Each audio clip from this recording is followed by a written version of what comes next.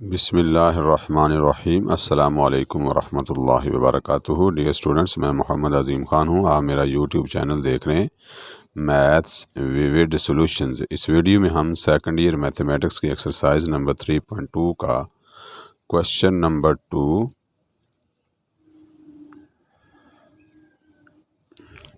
उसका part number 9 करने जा रहे हैं। इसमें साइन स्क्वायर एक्स का इंटीग्रल इवेल्यूएट करने का कहा गया है।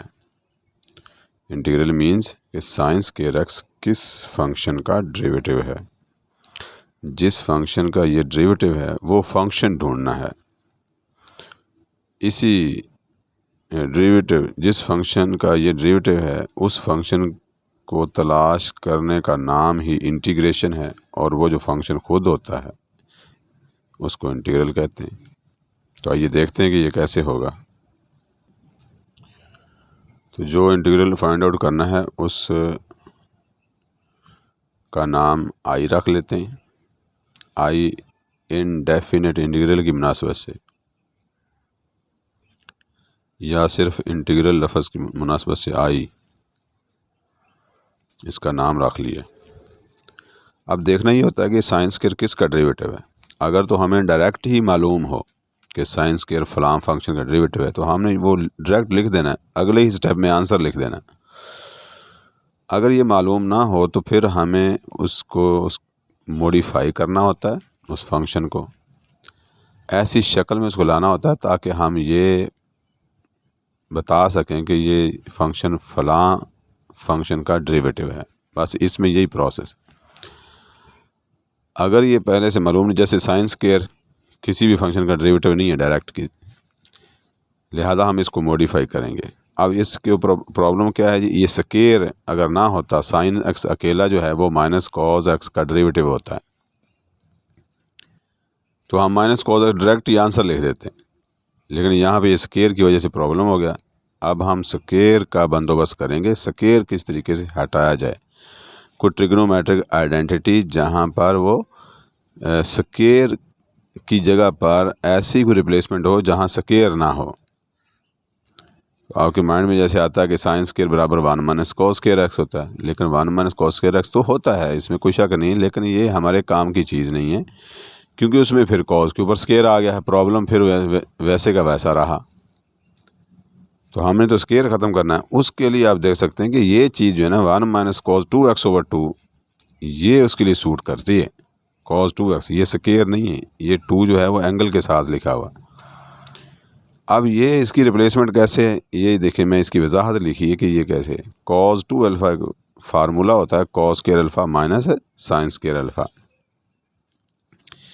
अगर कॉस स्क्वायर की जगह रिप्लेस कर दें 1 माइनस साइन स्क्वायर अल्फ़ा, तो ये सारी चीज़ 1 माइनस 2 साइन स्क्वायर अल्फ़ा बन जाती है। फिर ये जो माइनस 2 साइन स्क्वायर है इसको लेफ़्ट पे ले आइए तो ये पॉजिटिव हो जाएगा, और कॉस 2 अल्फ़ा इधर पॉजिटिव है, इसको राइट पे ले जाएं, ये माइनस कॉस 2 अल्फ़ा हो गया। फिर 2 पे डिवाइड कर दें तो ये बन गया 1 माइनस कॉस 2x/2। तो ये देख सकते हैं आप, इस फार्मूले की मुनासबत से या इसके मुताबिक ये चीज़ें हमने रिप्लेस की है। तो हमारे पास जो एंगल वो एक्स चल रहा है, जैसा भी एंगल चल रहा है वैसा लिख देना 1 माइनस कॉस 2x/2। अगर यहाँ अल्फ़ा होता तो हम 1 माइनस कॉस 2 लिख देते। तो उम्मीद है कि इस बात की समझ आ गई होगी रिप्लेसमेंट, और रिप्लेसमेंट क्यों करनी है ये भी समझ आ गई होगी। ये हमेशा मॉडिफिकेशन करेंगे जब ये वाला फंक्शन जो है इसके बारे में ये मालूम ना हो कि फ़लाँ फंक्शन का ये डेरिवेटिव है। फ़लाँ से मुराद है, हम जानते हैं डिफरेंशिएशन में आपने देखा कि 6 ट्रिग्नोमेट्रिक फंक्शन है, 6 उनके इन्वर्स हैं, 6 हाइपरबोला हैं, 6 उनके इन्वर्स हैं।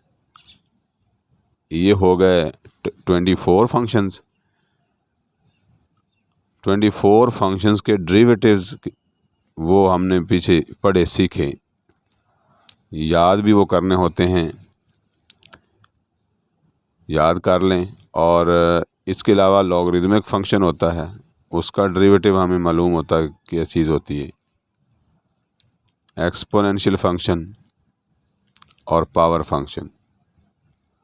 तो ये 27 फंक्शंस हैं जिनके डेरिवेटिव्स हमें मालूम है कैसे निकालने होते हैं। इसी तरह अगर वो डेरिवेटिव उनका दिया हुआ तो हम पहचान सकते हैं कि ये फ़लाँ फंक्शन का डेरिवेटिव उन 27 फंक्शंस में से किसका ये डेरिवेटिव है, ये हम पहचान सकते हैं। लेकिन साइंस केयर अब देखेंगे उन 27 फंक्शंस में से किसी का भी डेरिवेटिव नहीं है। लिहाजा अब हम इसको ऐसी शेप में कन्वर्ट करेंगे जहां हम ये बता सकें।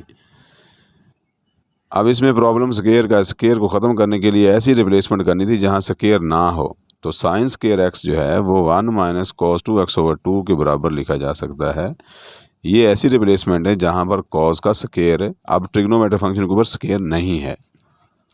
नेक्स्ट हमने करना है 2 अलग अलग कर दिया 1/2 1/2। फिर डिफरेंस रूल लगाना है, integral 1/2 dx minus integral 1/2 cos 2x dx। फिर ये जो कॉन्स्टेंट्स हैं 1/2 1/2 इनको इंटीग्रल से पहले लिख दें 1/2 1 dx minus 1/2 cos 2x dx। तो आप देखें 1 किसका डेरिवेटिव है, x का, हमें पता है। अब ये हमारे मतलब के मुताबिक हो गया, यही हमने करना होता है। ये जिस फंक्शन का इंटीग्रल निकालना होता है ना, इसको कहते हैं इंटीग्रैंड। तो इंटीग्रैंड को ऐसी शक्ल में लेके आना जहां हम वो बता सकें कि ये फ़लाँ का डेरिवेटिव है। 1 x का डेरिवेटिव है, लिहाजा 1 का इंटीग्रल क्या हुआ x। कॉज किसका डेरिवेटिव होता है, साइन का। जब ये हम पता है कि कॉज साइन का है, लेकिन एक और शर्त भी साथ देखनी है कि ये जो एंगल है ना, इसका डेरिवेटिव साथ लिखा होना चाहिए। तो 2x का डेरिवेटिव बनता है 2। ये चूंकि कांस्टेंट है तो कांस्टेंट का बंदोबस्त हम खुद ही कर सकते हैं, यहाँ 2 लगा सकते हैं, कांस्टेंट को मल्टीप्लाई कर सकते हैं अपने पास से, लिहाजा उसको बैलेंस करना होगा। लेकिन अगर ये डेरिवेटिव वेरिएबल वाला हो तो फिर कॉज का इंटीग्रल साइन लिखा जाएगा अगर वो वेरिएबल वाला डेरिवेटिव यहाँ पहले से मौजूद हो। तो उसको हम मल्टीप्लाई और डिवाइड करके बैलेंस ये इस तरह हम पैदा नहीं कर सकते। उसकी वजह क्या है कि अगर वेरिएबल वाला आ जाए ना, तो हमें ये जो बैलेंस करने के लिए चीज़ साथ करते हैं, मतलब 2 चाहिए था तो 2 हमने लगा लिया, बैलेंस करने के लिए 1/2 है। ये जो बैलेंस करने वाला फैक्टर है ये लाजमी इस इंटीग्रल साइन से बाहर चला जाना चाहिए, फिर वो फ़ायदेमंद होगा। अगर वो बाहर ना जाए तो फिर फ़ायदेमंद नहीं है। कांस्टेंट को हम इंटीग्रल साइन से बाहर निकाल सकते हैं, ये हम निकाल लेंगे। लेकिन अगर फ़र्ज़ करो यहाँ x और 1 और x हमें x की ज़रूरत होती है और 1x × 1 और x लिख देते हैं हम, बैलेंस तो हो जाना था, पैदा कर दिया x और डिवाइड भी कर दिया। लेकिन ये जो 1 और x है ये इंटीग्रल से बाहर नहीं जा सकता, इसलिए कहते हैं कि वेरिएबल जो है उसको हम अपने पास से मैनेज नहीं कर सकते, क्योंकि वो इंटीग्रल से जो एक्स्ट्रा चीज़ है बैलेंस करने के लिए हमने लगाई होती है वो इंटीग्रल साइन से बाहर जाएगी तो बाकिया का वो रिज़ल्ट बन सकता है जो हमने सोच रखा होगा। अगर वो बाहर नहीं जाएगी तो बाकिया चीज़ का इंटीग्रल वो नहीं बनेगा। अब वेरिएबल जो है वो कभी भी इंटीग्रल से बाहर नहीं जाना, लिहाजा इसका मतलब ये हुआ कि वेरिएबल जो है ना, अगर वहाँ कम है या कमी है तो उसको हम अपने पास से मैनेज नहीं कर सकते, खुद से पैदा नहीं कर सकते, उसको मल्टीप्लाई डिवाइड नहीं कर सकते। उम्मीद है कि आपको बात समझ आ गई होगी। तो अब ये जो 1/2 एक्स्ट्रा है इसको हम इंटीग्रल से बाहर लिख देंगे 1/2 integral 1 dx minus 1/2 into 1/2 integral cos 2x into 2 dx।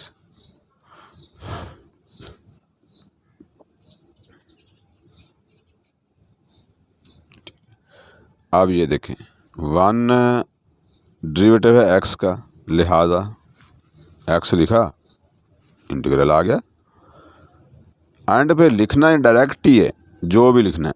ये देखें, इसकी शर्तें पूरी हैं, ये sin 2x होगा, sin 2x। ये जो साथ ये चीज़ होती है, ये 2, इसका आगे कोई रोल नहीं है, लेकिन ये यहाँ होगा तो इसको ऐसा लिख सकते हैं। ये ज़हन में रखिए, ये जो चीज़ें साथ चाहिए होती हैं उनका आगे इधर रोल नहीं होता, वो आगे नहीं आती। ये 2 आगे नहीं शिफ्ट हुआ, सिर्फ cos 2x को जैसे लगता है जैसे cos को साइन बना दिया हो, प्लस सी, वेयर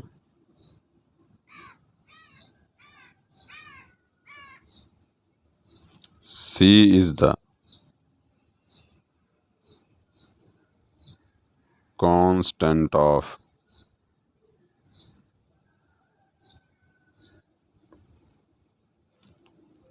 integration।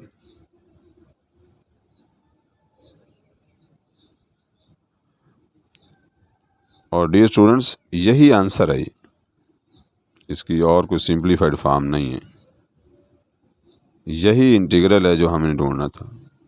अब देखो, ये जो आंसर आया है इसका है मीनिंग कि इसका डेरिवेटिव जो है वो ये साइन स्क्वायर एक्स बनता है। अगर आप इसका डेरिवेटिव लेके देखें तो ये साइन स्क्वायर एक्स बनेगा।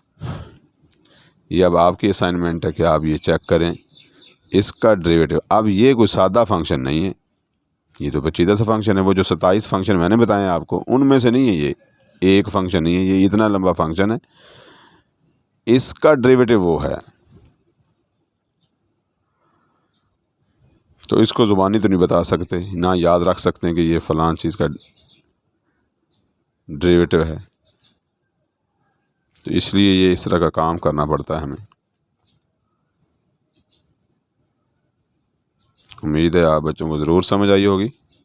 और एक एक पॉइंट मैंने वाज़ेह किया है कि रिप्लेस क्यों करना है, इंटीग्रेशन में असल में मसला क्या है, कहाँ इशू समझा जाता है। असल में मसला, प्रॉब्लम जो है ना वो ज़हन में होना चाहिए कि हमारा टारगेट क्या है, हमने अचीव क्या करना है और वो कैसे अचीव हो सकता होता है। बस इसमें ये याद रखें कि डेरिवेटिव जो है ना 27 फंक्शन के डेरिवेटिव्स वो आपको पता होने चाहिए।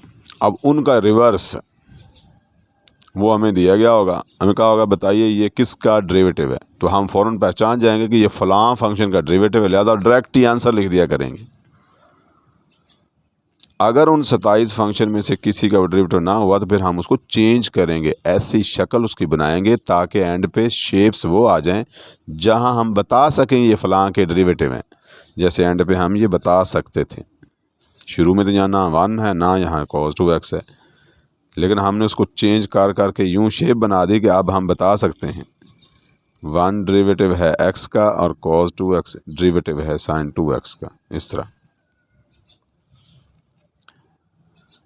वीडियोज़ को लाइक कीजिए, शेयर कीजिए और चैनल को सब्सक्राइब कीजिए। अल्लाह ताला हम सब को इंसानियत के फ़ायदे के काम बढ़ चढ़ कर करने की तौफीक अता फ़रमाए। आमीन। अल्लाह हाफिज़।